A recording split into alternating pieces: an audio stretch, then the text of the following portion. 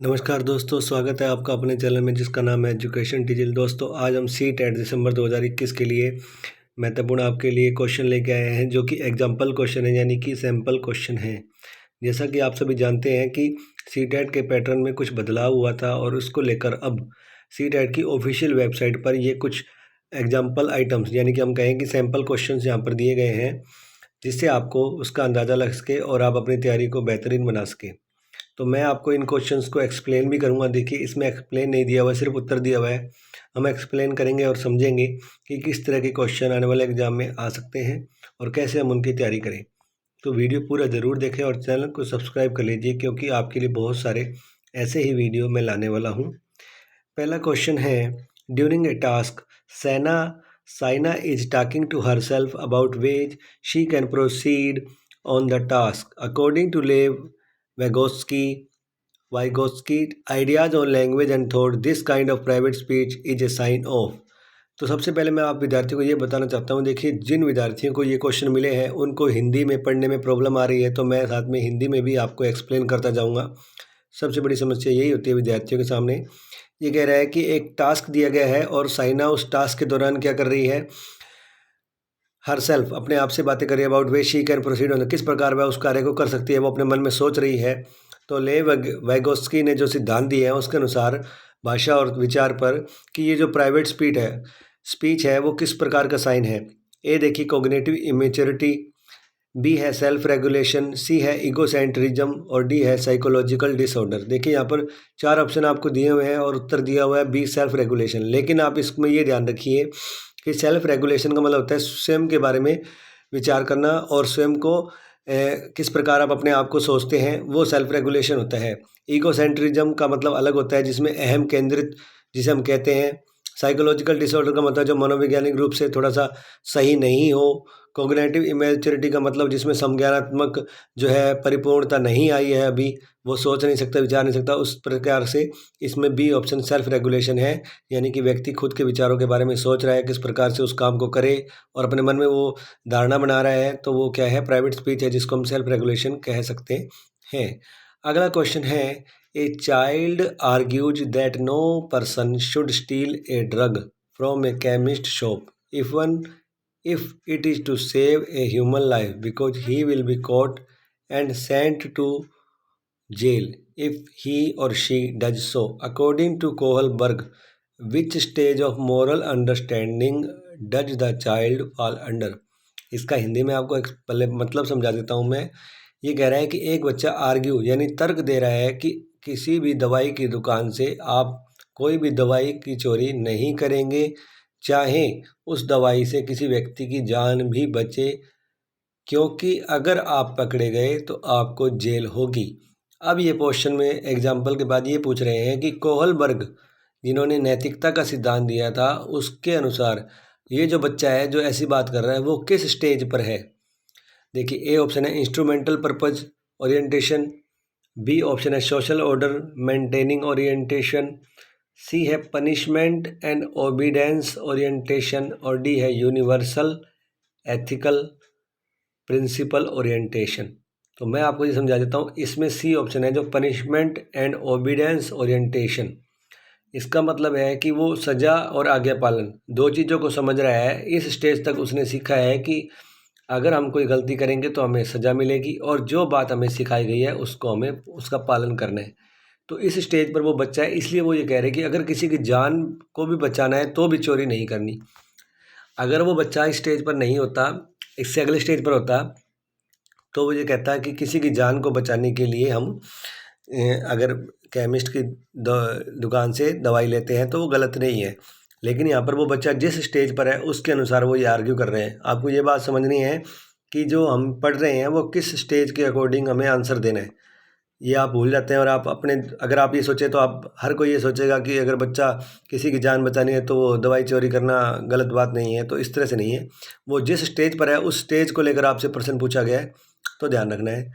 अगला क्वेश्चन है, which one of the following question invites children to engage in critical thinking. ये कह रहे हैं नीचे 4 क्वेश्चन है, इनमें से कौन सा क्वेश्चन बच्चों की क्रिटिकल थिंकिंग को इंगेज करता है, कि बच्चों को कुछ सोचना पड़े गहनता से, दिमाग लगा के।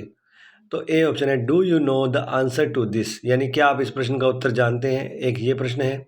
What is the right answer for this question, इस क्वेश्चन का राइट आंसर क्या है।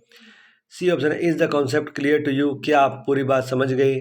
और डी ऑप्शन है what are the different ways to solve this. अब यहाँ पर डी ऑप्शन का मतलब ये है कि आप इस प्रश्न को कितने अलग अलग प्रकार से हल कर सकते हैं। जैसे मान लीजिए कोई बच्चा है, उसको आप गणित के अंदर फ्रैक्शन यानी भिन्न से संबंधित प्रश्न देते हैं और वो बच्चा, उसको आप ये प्रश्न पूछेंगे कि आप इसको कैसे हल कर सकते हैं, तो वो उसे चार्ट से भी हल कर सकता है, उसे डब्बे बना के भी हल कर सकता है, उसे ब्लॉक से भी हल कर सकता है, उसे वो समझ के भी हल कर सकता है, उसे वो अपने तरीके से किसी भी तरीके से हल करेगा। तो बच्चे को क्या करना पड़ेगा, सोचना पड़ेगा बहुत अलग अलग तरीक़ों से, तो इसे कहते हैं क्रिटिकल थिंकिंग। उसके बाद विच of the following statements about intelligent is correct, intelligent के बारे में कौन सी स्टेटमेंट है जो वो करेक्ट है। देखिए 4 ऑप्शन दिए हुए हैं, डी ऑप्शन सही आंसर है, लेकिन हम पहले पूरे पढ़ेंगे। Intelligence is the ability to think in a convergent manner. B option है intelligence is a relatively permanent change in behaviour as a result of experience. C option है intelligence is the ability that helps in predicting how good a person would be in a particular profession.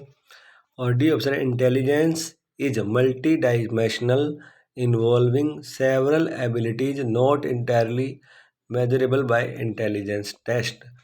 तो इसमें कह रहा है कौन सी statement correct है, तो correct statement मैं आपको पढ़ के बताता हूँ। इंटेलिजेंस जो है मल्टी डायमेंशनल है, ये हम सभी जानते हैं, बुद्धि का त्रिआत्मक सिद्धांत दिया हुआ है, अलग अलग प्रकार के सिद्धांत दिए हुए हैं, तो इसका मतलब मल्टी डायमेंशनल है, जिसमें अलग अलग योग्यताएं हैं। जैसे हम स्पीरमैन का अलग अलग बुद्धि का सिद्धांत दिया हुआ है, अलग अलग सिद्धांत दिए हुए हैं, तो उस प्रकार से।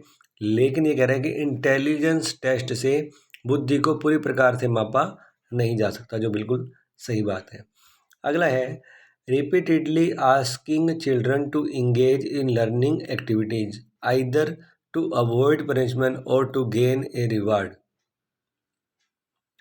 इसमें क्या होगा, ए ऑप्शन है डिक्रीजेज एक्सटर्निंग मोटिवेशन, बी है इंक्रीजेज इंट्रिंसिक मोटिवेशन, सी है would encourage children to acquire knowledge and skill for their own development, और डी ऑप्शन है decreasing children's natural interest and curiosity involved in learning. ये कह रहे हैं कि अगर बार बार किसी छात्र को पढ़ने की गतिविधियों में कहा जाए कि पढ़ो नहीं तो तुम्हें पिटाई होगी, या पढ़ो नहीं तो तुम्हें इनाम मिलेगा, इस तरह की बातें अगर की जाती है तो इससे क्या होता है, बच्चा पढ़ेगा लेकिन वो अपने नेचुरल इंटरेस्ट, उसका पढ़ने का मन नहीं है, लेकिन अध्यापक उसे डरा रहा है तो वो पढ़ रहा है, अध्यापक उसे पुरस्कार दे रहा है तो वो पढ़ रहा है। जैसे ही वो पुरस्कार नहीं देगा वो नहीं पढ़ेगा, जैसे ही अध्यापक का डर खत्म हो जाएगा तो भी वो नहीं पढ़ेगा। तो इसका मतलब क्या है, नेचुरल इंटरेस्ट और क्यूरियोसिटी उसकी बच्चे की कम हो जाती है। अगला क्वेश्चन है the teacher was observing Vinod as he was engaged in making a model. एक टीचर तो था, वो विनोद को देख रहा था जब वो मॉडल को तैयार कर रहा था। The model was a replica of the city of Mirzapur and Vinod had built a new monorail transport system with plaster of Paris. He had created a mental map of proposed transport network and translated in the replica connecting the key junctions of the city. Vinod presents us an example of which of the following types of intelligence. Vinod जो है ये सारा कुछ कर रहा है। देखिए उसने एक शहर का वो बनाया, नक्शा बनाया, उस शहर के नक्शे को उसमें ट्रांसपोर्ट किस प्रकार से दर्शाया जाएगा और उनको किस प्रकार से जोड़ा जाएगा, शहर से वो किस प्रकार से जुड़ेंगे, इस प्रकार के वो मॉडल तैयार कर रहा है और उसने तैयार किया है बेहतरीन। लेकिन अब ये पूछ रहे हैं किस प्रकार की इंटेलिजेंस वो यूज कर रहा है। ए of A kinaesthetic intelligence, B है इंटरपर्सनल, सी है स्पेशल SPATIAL, और डी है इमोशनल इंटेलिजेंस। तो सी है स्पेशल इंटेलिजेंस का मतलब होता है स्थानिक बुद्धि। स्थानिक बुद्धि का मतलब उसे सब स्थानों का ज्ञान हो, कितनी आयाम दूरी आयामों का ज्ञान होता है, तो स्थानिक बुद्धि है जिसमें वो इन सब का अंदाज़ा लगा के उसको बेहतरीन ढंग से प्रदर्शित कर पा रहा है। अगला क्वेश्चन है which of the following are the key postulates of the constructivism. A option है individual learns actively build knowledge and skills, information exist within the constructor of our minds, behavior of the learner must be reinforced to ensure learning is a socially mediated process। तो यहाँ पर क्या है कि postulates of constructivism कौन से हैं, 1, 2 and 4। Third को हम देख लेते हैं, behavior of the learner must be reinforced to ensure learning। ये संरचनावाद में नहीं आ रहे। दोस्तों ये आज हमने कुछ इम्पोर्टेंट क्वेश्चन देखे। इसके सैम्पल क्वेश्चन का अगला वीडियो मैं आपको लेकर आऊँगा बहुत ही जल्द, जिसमें हम आगे वाले क्वेश्चन डिस्कस करेंगे और पूरा डिटेल से डिस्कस करेंगे। जैसे आपने अब ये क्वेश्चन समझे, हिंदी में पढ़ने में किसी को तकलीफ हुई तो अभी मैंने समझाने का पूरा प्रयास किया। चैनल को सब्सक्राइब कर दीजिए जल्दी से ही, ताकि आप ऐसे ही एक्सप्लेनेशन प्राप्त कर सकें दोस्तों। धन्यवाद।